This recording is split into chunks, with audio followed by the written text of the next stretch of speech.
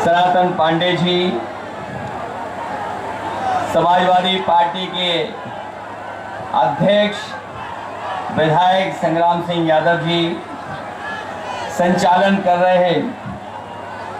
Party के संगठन के नेता मिठाई लाल भारती जी, मंच पर उपस्थित नेता प्रतिपक्ष पूर्व में रहे आदरणीय राम गोविंद चौधरी जी, विधायक जयप्रकाश अंचल जी, विधायक मनु अंसारी जी, पूर्व विधायक आदरणीय सिद्दुल्ला अंसारी साहब, यहाँ के प्रभारी वीरपाल सिंह यादव जी, अंबिका चौधरी जी, मंच पर उपस्थित श्रीमती मंजू सिंह जी, उमाशंकर पाठक जी, सुशांत भारत जी, हरे राम निषाद जी, सादाब फातिमा जी, कंचन भारती जी, राम इकबाल सिंह जी और बड़ी संख्या में हमारे समाजवादी पार्टी के सभी संगठन के नेता,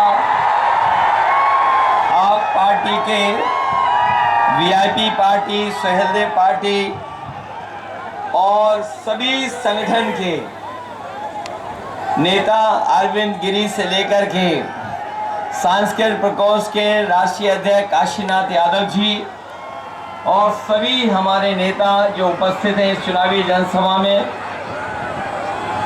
उपस्थित, सभी हमारे आदरणीय बुजुर्ग, किसान भाई, बड़ी संख्या में हमारे नौजवान साथी, माताएं, बहनें और पत्रकार बंधुओं, मैं सबसे पहले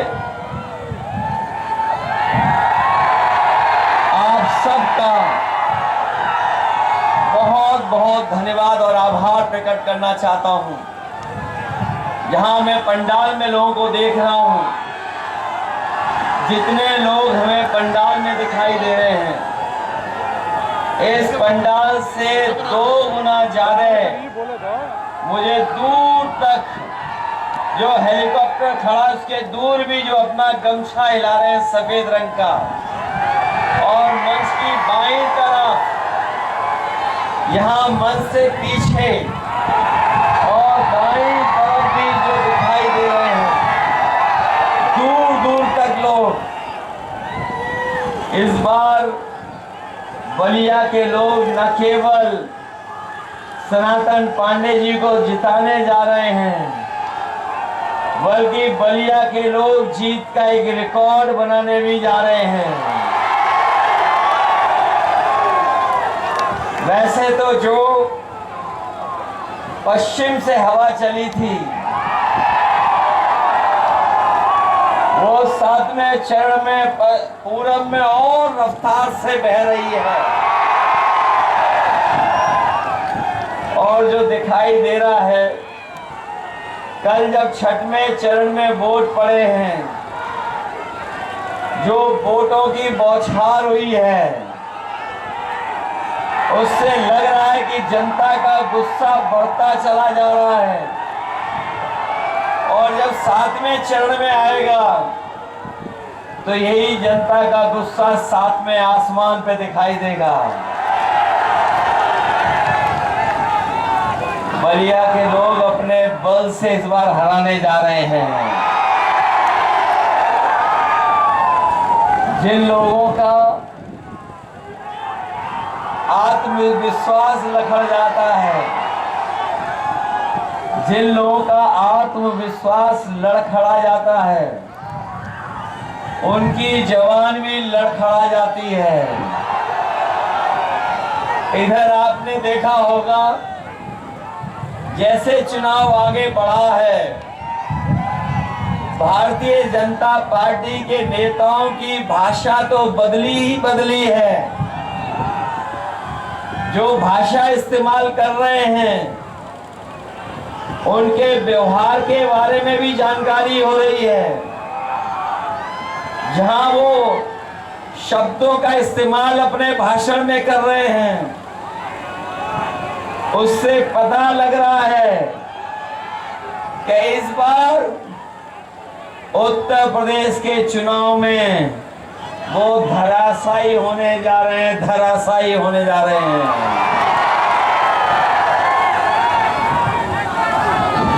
लोग 400 पार कह रहे थे।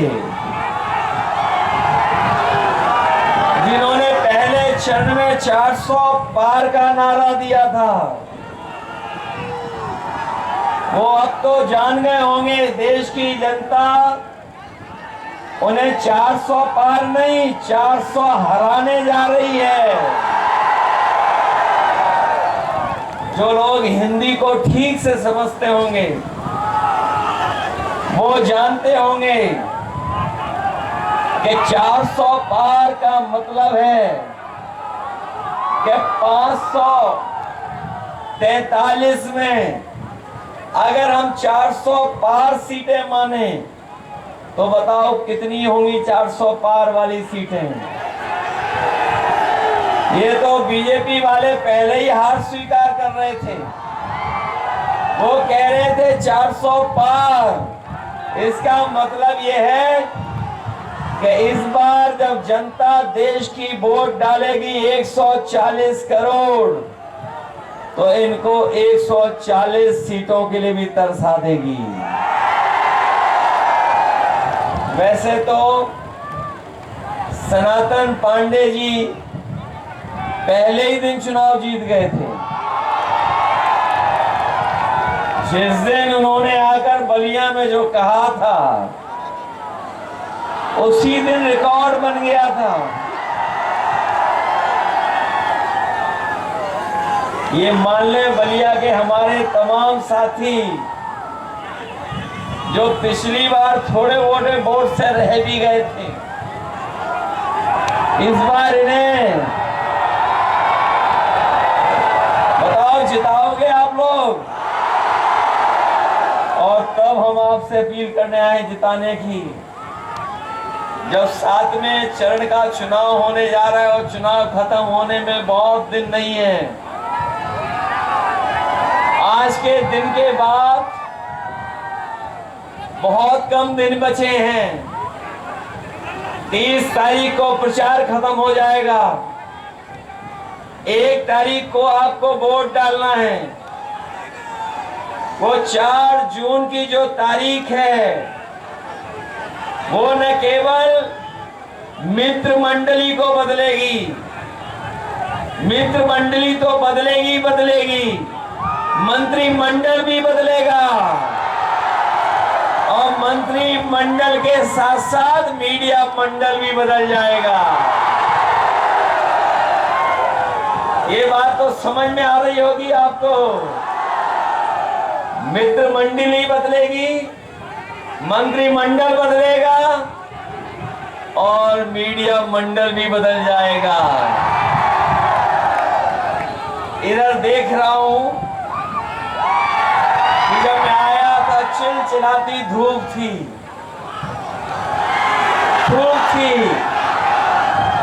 लेकिन इधर मौसम भी बदल गया है और हमारे लोग अक्सर पढ़ते होंगे कि देश दुनिया के लोग क्लाइमेट चेंज पर बहुत बहस करते हैं। क्लाइमेट चेंज पर इस बार क्लाइमेट चेंज के साथ साथ पॉलिटिकल क्लाइमेट चेंज भी होने जा रहा है। इसलिए मैं आपसे समर्थन और सहयोग मांगने आया हूं।